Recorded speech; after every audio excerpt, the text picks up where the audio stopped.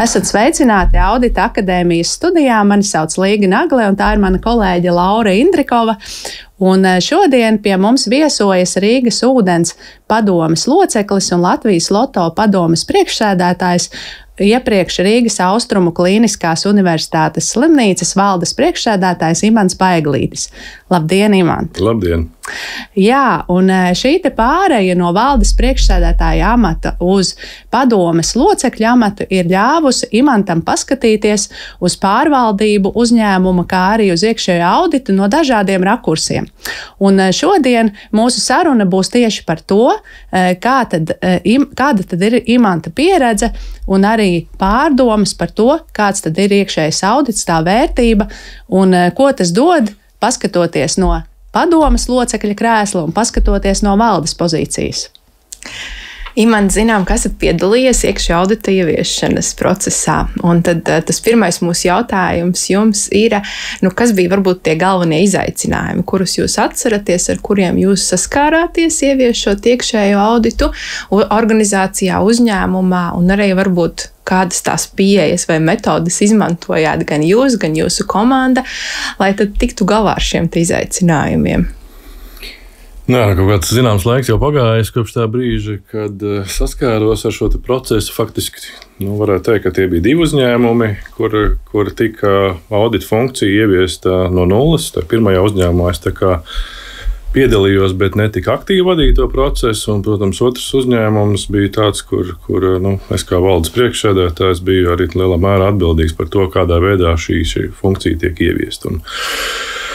Un, es nevaru nosaukt kādas īpašas metodas, droši vien vairāk ir tāda iekšējā sajūta un intuīcija tika pielietot. Un viens no galvenajiem faktoriem, man liekas, ir atrast tādu iekšējā audita vadītāju, ar kuru tā valde var labi sadarboties un ir savstarpēja uzticēšanās. Protams, ne tikai valde ar iekšējo auditoru, bet arī padome ar iekšējo auditoru.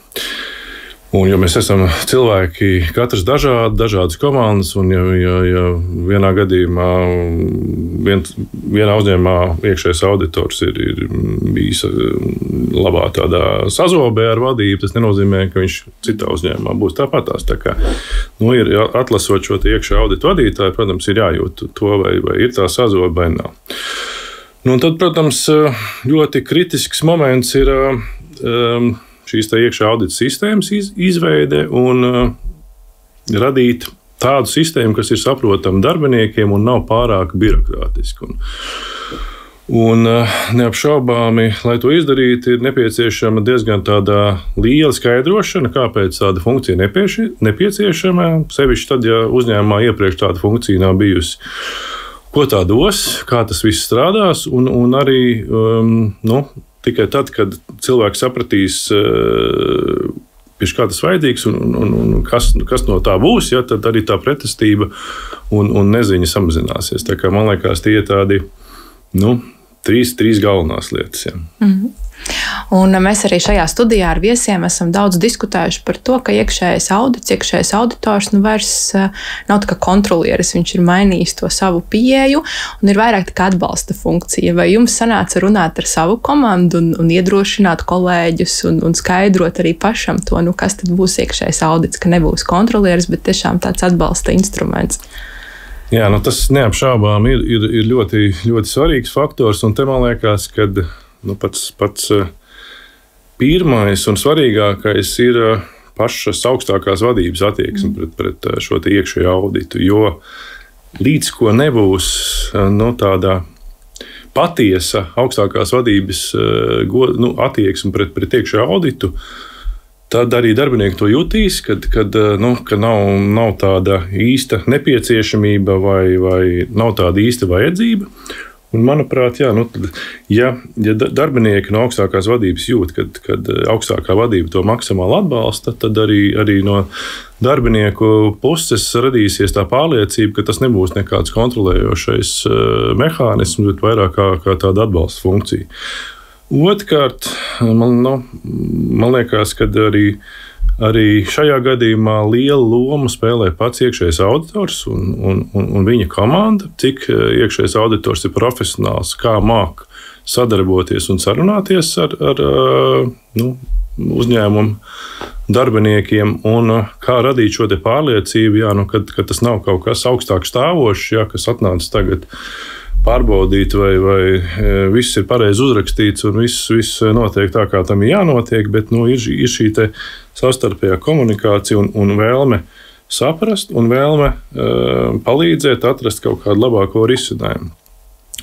Un tad jau seko tas nākošais posms, kad ir veikti kaut kādi auditi, un cilvēki redz tos rezultātus. Jo, protams, ka viena lieta ir runāt, kad mēs te nekontrolēsim, mēs tikai tur palīdzēsim, bet pēc audita tas rezultāts ir savādāks, tad tā uzticēšanās uzreiz tiks sagrauta. Tāpēc man liekas arī tādā ziņā, arī tiem audita rezultātiem, protams, ir jābūt ir jēgpilniem, lai cilvēks tos secinājumus saprot tos ieteikumus, ko auditors grib ieteikt.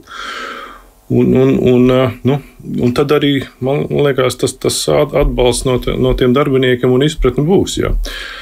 Un, vēl viena lieta, es te kaut ko esmu pierakstījis, lai neaizmirstu. Tad vēl viena lieta, man liekas, ir ļoti svarīga arī, lai pazustu tā sajūta par kontrolēšanu, ir arī tad, ja audits nāk klajā ar kaut kādiem ieteikumiem. Šiem ieteikumiem jābūt ir ar saprotamiem termiņiem, par ko vienojās auditors ar attiecīgo šo te funkciju, un termiņiem jābūt izpildāmiem. Jo, te, protams, ir liela loma arī vadītājiem, kas piedalās šo te, ieteikumu ieviešanas tādu termiņu nospraušanā, lai tiešām šie termiņi būtu saprotami. Jo bieži vien kā sanāk, mēs konstatējam kaut kādas trūkumus, jeb pilnveidošanas iespējas, un tad mēs šīs lietas uzticam tiem darbiniekiem, kas vienmēr ir tādi priekšzīmīgākie, kas visu izpilda, bet mēs nepamanām to, ka viņam jau tā ir pārāk maz laika jo netiek galā varbūt tās ar tām ikdienišķām lietām, te vēl parādās kaut kāda audita ieteikuma, un tad cilvēks ir nokāries un saprot, ka viņš nākošais, ja viņam būs audits, tad viņš nebūs tik vaļsirdīgs un kaut ko mēģinās noslēpt, jo pretējā gadījumā tas viņam tāpatās viss būs jādara. Tā kā te ir liela loma arī vadītājiem. Jā. Sakiet, kā tā iekšējā auditora pozīcija laika gaitā kopš iekšējā audita ieviešanas, tā paša sākuma mainījās, jau pēc tiem pirmajiem auditiem? Kāda ir jūsu tā pieredze? Kā mainījās varbūt to darbinieku attieksme pret auditoru? Droši vien jau, ka vienmēr ir tā, ja tā funkcija tiek ieviesta no sākuma pirmo reizi, tad ir tā zināmā skepse, bet man liekas, caur šo te savstarpējo sadarbību un tādā brīdī, kad cilvēki sajūt, kad no šī iekšējā audita ir tiešām kaut kāda pievienotā vērtība, es domāju, ka tad arī attieksme mainās. Un ja nav uzņēmumā tas princips, kad par katru vissīkāko trūkumu notiek kaut kāda sodīšana, bet tieši otrādāk ir šos ieteikumus mēs uztveram kā tādu iespēju pilnveidoties. Tad, protams, ka tā attieksme visdrīzāk var mainīties. Un līdzīgi arī bija man pieredze tādīs uzņēmumos, kur šis iekšējais audits tika ieviests. Jāsaka gan tā, ka pirmā pieredze nebija pārāk pozitīva, bet jau veicot šo procesu otrais, es zināju, kā valdes priekšsēdētājs zināja, kā es negribu, lai būtu. Un tad jau arī tas ir tāds labs atspērienu solis, un kad ir arī kaut kāda sliktāka pieredze, un tas saprot, kā veidot tālāk šo sistēmu. Jā. Vai kopumā šī pieredze, veidojot iekšējo auditu uzņēmumā, mainīja jūsu skatījumu uz iekšējo auditu kā tādu? Tā loma un to vērtību. Jā, jo, protams, ja arī pašiem vadītājiem ir laba pieredze ar iekšējo auditu, tad arī šo sajūtu var nodot tālāk. Un arī man, veidojot šo iekšējo auditu sistēmu, šī pieredze otrreiz bija laba. Un es jūtu, ka tas ir veids, tā ir tā funkcija, kas var dot pienesumu gan valdei neapšaubāmi, lai saprastu, kas ir tās jomas un virzieni, kuri nepieciešami kaut kādu pilnveidojumu. Tā kā beigās tas ir ļoti droši vien tas ideālais stāvoklis, kad augstākā vadība un iekšējais audits tiešām strādā tādā izcilā sazobē, un iekšējais audits ir kā labā roka, jeb palīgs, lai vadības saprastu, kas ir tās lietas, kas ir tās iespējas, kas uzņēmumā var tikt vēl pilnveidotas. Jūs esat bijis gan valdes priekšsādātājs, gan padomes loceklis. Vai šobrīd, kad esat padomes loceklis, ir kaut kāds savādāks skatījums uz to iekšējo auditu un arī varbūt redzat vēl kaut kādā savādākā griezumā, kā šo instrumentu var izmantot tieši padome? Ja ņem tā pēc iekšējā audita būtības, noteikti jau funkcija nemainās no tā, no kuras skata punkta mēs raugāmies uz to iekšējo auditu. Galvenais tātad, gan no valdes puses, gan no padomes puses ir gūt pārliecību, ka uzņēmumā pareizās lietas tiek darītas pareizi. Ja. Protams, kad valdē uzņēmumā daudz detalizētāk pārzina visas iekšējās nianses un detaļas, un varbūt valdē brīžiem ir vieglāk orientēties tajās funkcijās, kur ir nepieciešami, kur valde redz, kur nepieciešami ir kaut kādi uzlabojumi. Taču arī no padomes puses raugoties, man liekas, ir kā padome var dot tādu labu pienesumu iekšējā audita veikšanai. Tas, ka bieži vien padomēs ir pārstāvi ļoti dažādu pieredzi. Strādājuši pirms tam dažādos uzņēmumos un bijusi varbūt kaut kur kāda pozitīva, kaut kāda negatīva pieredze, kaut kādi parādījušies kaut kādi riski, kas iepriekš nebija izvērtēti. Un man liekas, ka te ir ārkārtīgi svarīgi, kad arī nevis vienkārši mēs sastādām audita plānus, strateģiskos plānus un viņus nemainām, tikai auditējam tur kādas sistēmas vai funkcijas, kur ir vislielākie riski, bet arī pielietojam šo savu iepriekšējo pieredzi un zinām, ka tur vienā uzņēmumā es atceros, kad bija problēma ar vienu vai otru lietu, un man ir intuīcija, kad vajag šo sistēmu vai kaut kādu funkciju pārbaudīt no iekšā audita puses, vai nav līdzīgas problēmas. Tā kā no tāda padomes skata punkta, man liekas, ir ne tikai iespēja gūt pārliecību, kad tur strādā iekšējā kontrolas sistēma vai risku vadība, bet arī izmantot šo savu līdzinējo pieredzi, lai neuzkāptu vēlreiz uz tā grābekļa, uz kur kādreiz kāds jau ir uzkāpis. Ja. Protams, man nav bijusi tāda pieredze, kas protams, padomēja ar iekšējo auditu varētu būt, kad nāktos kontrolēt no padomes puses, pārbaudīt valdes locekļu kaut kādu darbību, vai tā ir bijusi likumīga, vai tur nav kaut kāda pārkāpuma. Tāda pieredze man nav. Bet tas, protams, arī ir varbūt atšķirīgs instruments, ko ir iespēja izmantot padomē jau sadarbībā ar iekšējo auditu.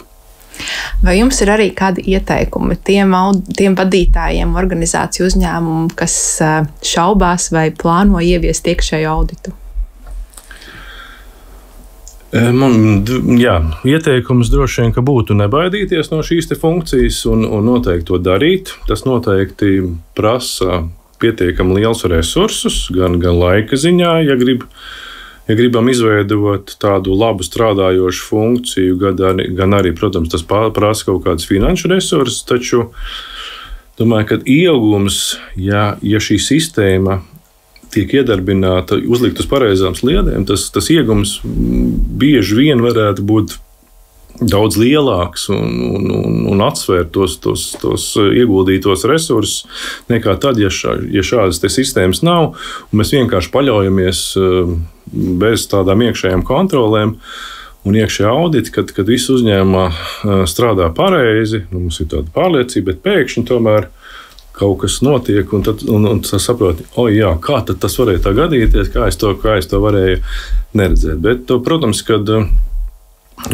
bieži vien gan valdē strādājot cilvēkiem, nav jau tik daudz laika, lai varētu pievērst pietiekami daudz uzmanības visām tām niansēm, kas varbūt vienā vai otrā gadījumā ir nepieciešams, tāpēc mēs paļaujamies uz saviem darbiniekiem, nākošā līmeņa vadītājiem.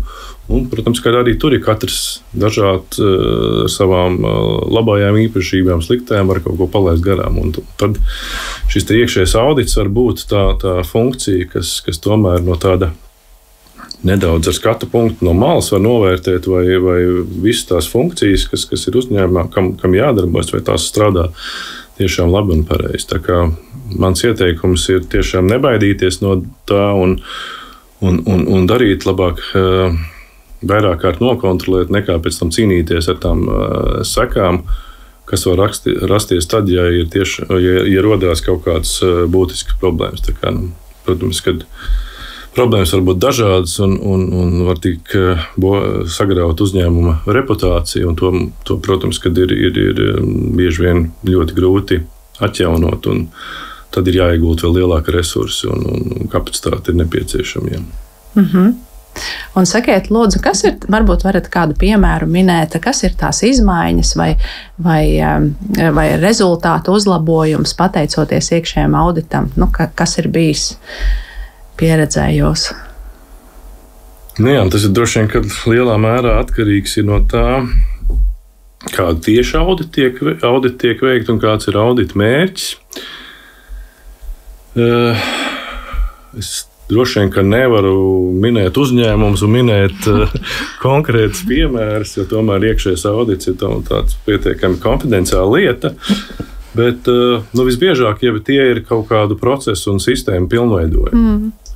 Jo lai kā mēs veidotu savus sistēmas un procesus, vienmēr var atrast lietas, ko var pilnveidot. Droši vien, ka vēl iegūmi bieži vien ir tādi, ka mēs saprotam, ka mūsu kaut kāds iekšējais kontrols nestrādā. Tā skaitā varbūt ir kaut kādas problēmas un kļūdas riska vadībā. Man liekas, ka ļoti vēl labi rezultāti iekšējiem auditam tad ir, ja mēs atrodam kaut kādus iespēju šīs uzņēmuma efektivitātes pilnveidošanā. Jo tad ir bieži vien pietiekami taustām rezultāti, un mēs varam arī tiem skeptiskajiem cilvēkiem, kas vēl joprojām kādā brīdī uzskata, ka pie kādas iekšējas audits vajadzīgs, mēs varam parādīt, šeit ir tādas lietas, mēs pirms tam darījām tā, tagad mēs darīsim šitā, no tā mums rodās iegūms, vai no laika ziņā, vai naudas ziņā, vienalga kādā. Viens piemērs, es nesaukšu uzņēmumu, bet pat vienā no uzņēmumiem tika veikts audits un konstatēts, kad tiek veikta klientu tāda reputāciju pārbaude un tik daudz resursu ieguldīt, lai šo te pārbaudu veiktu.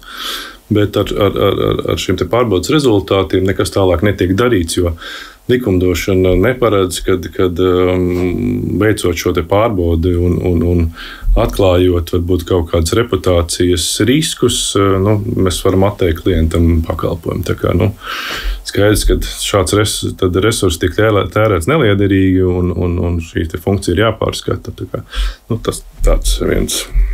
Jā, un sakiet, vai jums ir bijusi kāda pieredze ar iekšējā audita ārpakalpojumā? Un kā jūs saredzat, kā ir labāk? Iekšējais audits pie sevis uzņēmumā vai iekšējais audits no ārpuses? Jā, man ir pieredze ar ārpakalpojumu, iekšējā audita ārpakalpojumu, bet es nepateikšu recepti, kā ir labāk, jo tas, manuprāt, ir lielā mērā atkarīgs no konkrētās situācijas, no uzņēmuma. Kāds tas uzņēmuma lielums, kur uzņēmums atrodas, vai tas ir sarežģīts uzņēmums, un vai tomēr tās funkcijas ir pietiekami vienkārši, to šeit jāizvērtē katrā atsevišķā gadījumā līdzīgi kā jebkura citu ārpakalpojumu. Tā primitīvā, tāda vienkārša raudzīšanās uz iekšējo resursu vai ārējo resursu, ko mēs skatāmies bieži vien, ir vai mēs šo te iekšējo resursu spējam pienācīgi noslogot ar pilnu darba dienu, pilnām darba stundām, vai tomēr mums ir izdevīgāk šo te pakalpojumu paņemt ārpakalpojumā, nekā algot cilvēku uz vietas, kas varbūt nevienmēr ir noslogots. Tā būtu viena lieta. Droši vien elementi vienkāršāk salīdzināt, ko varbūt tās labāk mēs saprotam grāmatvedību. Ja? Bieži vien mēs mazos uzņēmumos neturam grāmatvedību, bet mūsu grāmatvedība ir ārpakalpojumā, tāpēc, ka tā grāmatvedības iestājas ir netik liela, lai to vajadzētu darīt katru dienu. Tagad līdzīgi tas ir viens tāds skatu punkts. Otrs skatu punkts, protams, ir jāņem vērā arī tirgus situācija, darba tirgus situācija. Domāju, ka uzņēmumam Rīgā iespējams ir vieglāk piesaistīt iekšpakalpojumu auditoru nekā uzņēmums, kurš strādā kaut kur ārpus Rīgas vai Latvijas kaut kādās tālākos reģionos. Tad, protams, kad nav jau lielas izvēles iespējas, ja tu nevari piesaistīt kompetentu auditoriju, kurš gribētu strādāt kaut kur ārpus Rīgas, ja, tad vienīgā iespēja paliek arī izmantot šo ārpakalpojumu. Bieži vien ir dzirdēta arī problēma, kad tas laikam vairāk attiecās uz valsts iestādēm, kad ņemot vērā šo te vienoto atalgojumu sistēmu, kad arī nav iespēja paņemt augstas kompetences iekšā auditoru un nodrošināt attiecīgu atalgojumu, jo vienotā atalgojuma sistēmā tur ir noteikts kaut kāds limits. Bet tas paradoks ir, ka uzņēmums iekšienē nevar noalgot, bet nopirkt ārpakalpojumu par līdzīgu summu, tur atkal ierobežojumi nav nekāda. Šeit ir daudz un dažādas nianses, tā kā es teicu, tad katru reizi ir jāskatās, kas ir piemērots tam uzņēmumam. Piemēram, vēl viena lieta ienāca prātā. Mums, piemēram, šobrīd vienā no uzņēmumiem tiek izmantots ārpakalpojums, bet uz laiku, jo iekšējais auditors, kas pirms tam strādāja uzņēmumā, jauna sieviete, šobrīd ir bērnu kopšanas atvaļinājumā. Mēs kā padomē mēģinājām no sākuma piesaistīt citu auditoru, bet tad sapratām, kad uz šo pusotru gada termiņu, tur arī nav neviena īsti, kas gribētu to darīt, bez kaut kādām garantijām, ka cilvēks varēs strādāt ilgāk. Tad, protams, kad izvēle bija pietiekami vienkārša, kad tika pieņemts lēmums, ka tiks izmantots ārpakalpojums. Tā kā tā situācijas dažādas. Man ir vēl viens jautājums, kāda ir sajūta darbiniekiem? Vai viņi labāk uzņem to iekšējo auditoru vai tomēr to ārpakalpojumu?